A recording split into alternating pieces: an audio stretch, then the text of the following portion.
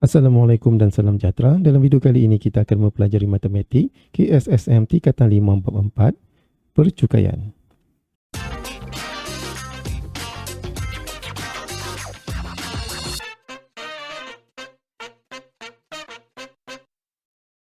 Kita akan membincangkan standard kandungan 4.1 percukaian dan standard pembelajaran 4.1/3 mengkaji, mentafsir dan membuat pengiraan yang melibatkan pelbagai cukai. Kita boleh rujuk buku teks pada muka surat 104 sehingga 114. Baiklah, untuk video kali ini kita akan memfokuskan kepada cukai pendapatan. Pihak berkuasa yang berwajib adalah Lembaga Hasil Dalam Negeri ataupun LHDN. Ini merupakan pihak berkuasa yang dipertanggungjawabkan untuk mengutip cukai pendapatan. Dan sedikit fakta berkenaan dengan cukai pendapatan, merupakan sejenis cukai progresif yang mana kadar cukai semakin tinggi apabila pendapatan bertambah. Seterusnya kita akan lihat proses pengiraan cukai pendapatan. Ia bermula dengan menghitung pendapatan bercukai, kemudian kita akan hitung cukai pendapatan tersebut, kemudian kita akan tolak dengan ribat cukai dan akhir sekali kita akan dapat cukai pendapatan yang perlu dibayar. Dan seterusnya nanti kita akan melihat satu persatu secara lebih terperinci. Pendapatan bercukai, kita akan ambil jumlah pendapatan tahunan kita. Kita akan tolakkan pengecualian cukai dan juga pelepasan cukai. Jadi di sini kita lihat apakah itu jumlah pendapatan tahunan. Jumlah pendapatan tahunan ini merupakan gaji pokok, bonus, dividen, sewa, royalty ataupun premium. Dan pendapatan ini tidak termasuk allowance sara diri, allowance petrol dan juga sebarang jenis subsidi yang diberi oleh majikan. Seterusnya kita lihat apakah itu pengecualian cukai.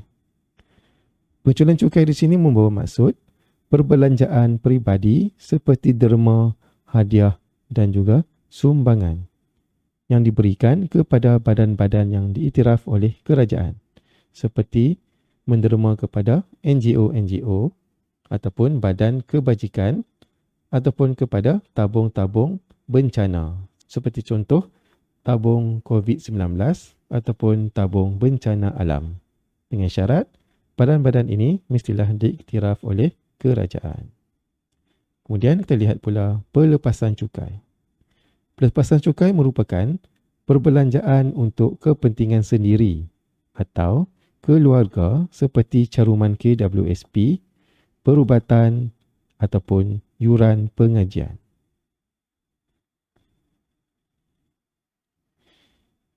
Seterusnya terlihat di sini adalah jadual kadar cukai. Bagi mengira cukai pendapatan, kita akan berpandukan kepada jadual ini. Dan jangan risau, jadual ini akan diberi apabila soalan berkenaan cukai pendapatan ada di dalam exam nanti ataupun dalam peperiksaan nanti. Seterusnya terlihat pula rebat cukai. Apakah yang dimaksudkan dengan rebat ataupun rebate?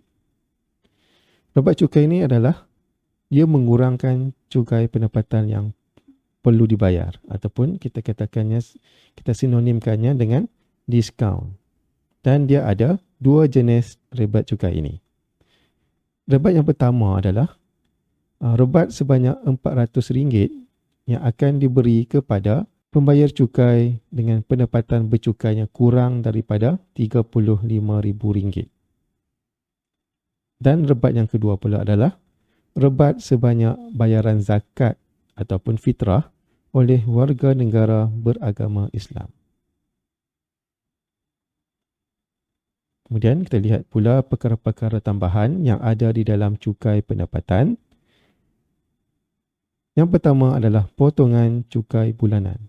Di mana dalam cukai pendapatan ini dia ada potongan cukai bulanan ataupun ringkasnya adalah PCB. PCB ini adalah merupakan bayaran cukai tahunan yang dibuat secara bayaran ansuran bulanan selama 12 bulan.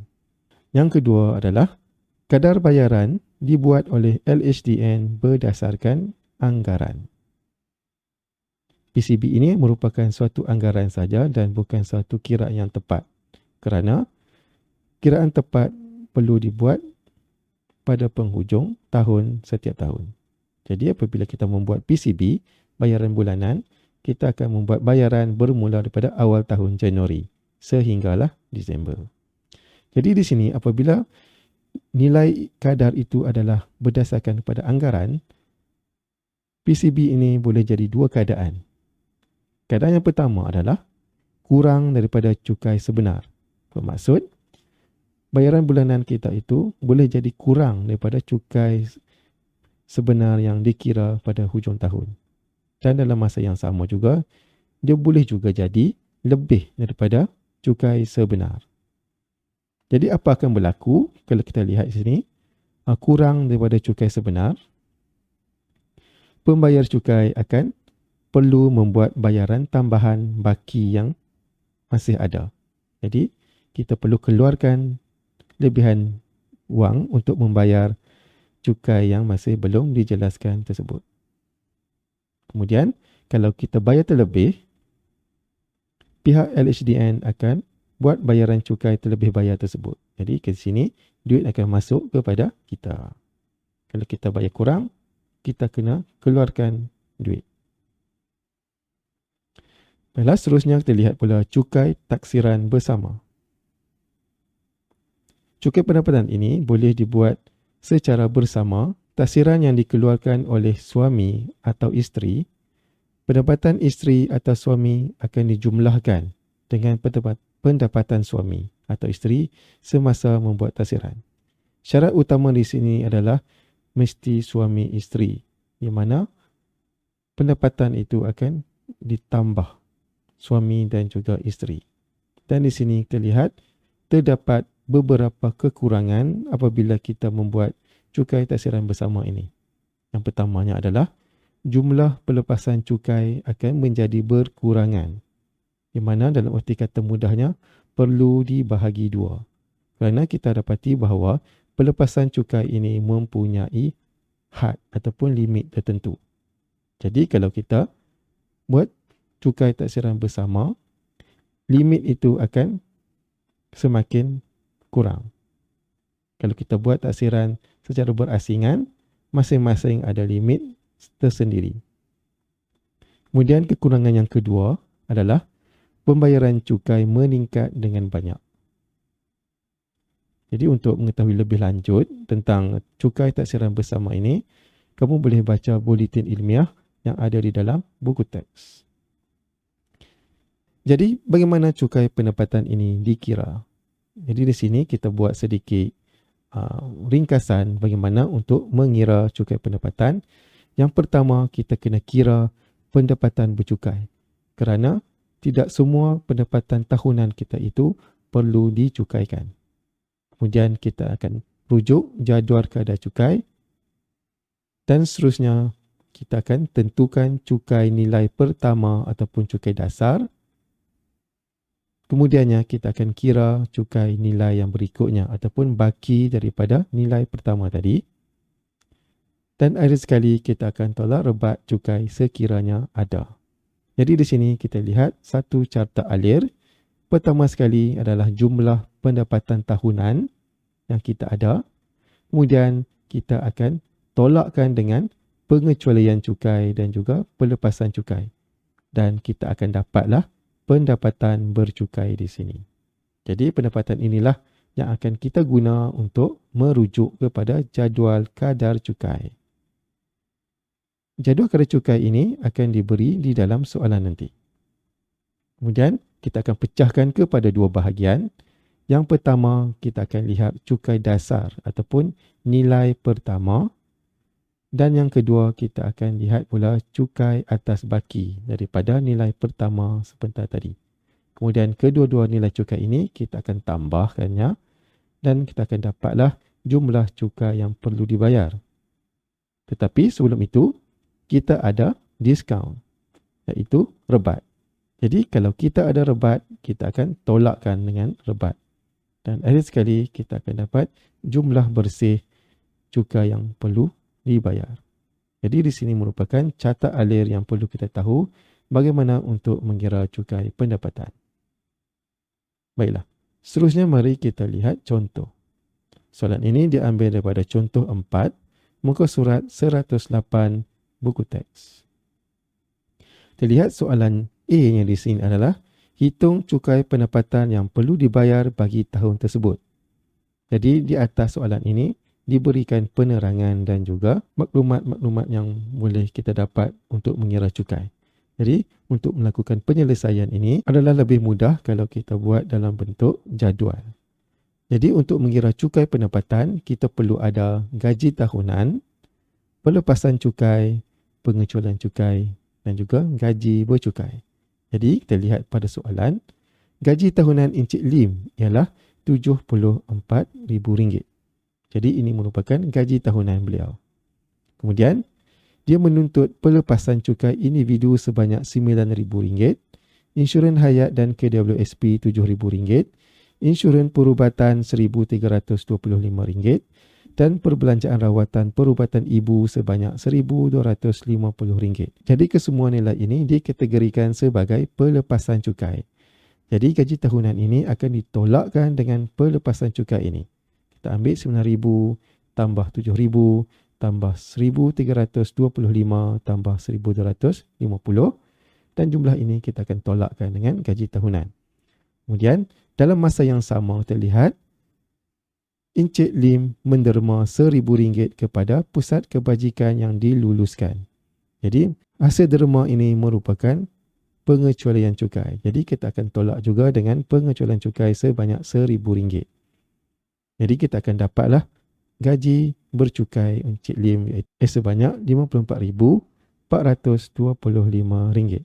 Jadi ini adalah jumlah gaji bercukai. Seterusnya, apa yang perlu kita lakukan adalah kita akan rujuk kepada jadual kadar cukai ini. Kita akan lihat pada jadual ini pada baris yang ke-5, di mana gaji bercukai Encik Lim adalah RM54,000. Jadi kita ambil pada sini, iaitu gaji pendapatan bercukainya antara RM50,000 sehingga RM70,000. Kemudian dipecahkan kepada dua bahagian, iaitu RM50,000 yang pertama perlu bayar RM1,800. Kemudian baki yang seterusnya, iaitu RM20,000 berikutnya ini, itu baki, kita akan darabkan dengan 14% di sini. Jadi terlihat RM50,000 yang pertama Encik Lim perlu bayar RM1,800. Kemudian kita ambil pula bakinya di sini RM54,425 ditolakkan dengan RM50,000. Bakinya adalah RM4,425 dan kita akan darabkan dengan 14% dan jumlahnya adalah RM619,50. Seterusnya kita lihat rebat. Di sini tidak diberikan sebarang maklumat berkenaan dengan rebat. Jadi kita boleh buat kesimpulan bahawa Encik Lim tidak ada rebat. Maka cukai pendapatan yang perlu dibayar oleh Encik Lim adalah hasil tambah nilai yang pertama dan juga nilai yang berikutnya, iaitu RM1,800 ditambahkan dengan RM619,50 dan jawapannya adalah RM2,419,50. Ini merupakan jumlah cukai pendapatan yang perlu dibayar oleh Encik Lim. Seterusnya, terlihat soalan B. Adakah Encik Lim perlu membuat bayaran baki cukai pendapatan? Jelaskan jawapan anda. Untuk soalan B ini, dia berkaitan dengan PCB. Iaitu kalau kita lihat di sini, potongan sebanyak RM180 sebulan untuk potongan cukai bulanan PCB di sini. Jadi, bayaran cukai tahunan PCB kita akan darabkan dengan 12 untuk mencukupkannya tempoh setahun. 180 didarabkan dengan 12 bersamaan dengan RM2,160. Jadi ini jumlah cukai pendapatan yang dibayar oleh Encik Lim melalui PCB. Kemudian terlihat pula cukai yang perlu dibayar oleh Encik Lim seperti tadi untuk soalan A adalah RM2,419,50. Jadi kita akan buat perbandingan PCB dengan cukai yang sepatutnya beliau bayar. Kita dapati bahawa cukai yang perlu dibayar oleh Encik Lim adalah lebih daripada PCB yang dibayar bulan-bulan tersebut. Kita lihat di sini. Jadi 2,400 adalah lebih daripada 2,100. Maka apa yang perlu dibuat oleh Encik Lim adalah Encik Lim perlu membuat bayaran kerana PCB-nya tidak mencukupi. Jadi berapa banyak lagi yang Encik Lim perlu bayar kepada LHDN? Jadi kita tolak saja RM2,419.50 ditolakkan dengan RM2,160. Maka Encik Lim perlu membuat bayaran tambahan sebanyak RM259.50. Baiklah, itu saja video kita untuk kali ini.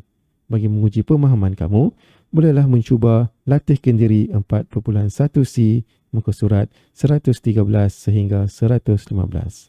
Sekian, terima kasih, selamat belajar dan jumpa lagi dalam video berikutnya untuk melihat cara pengiraan cukai-cukai yang lain pula.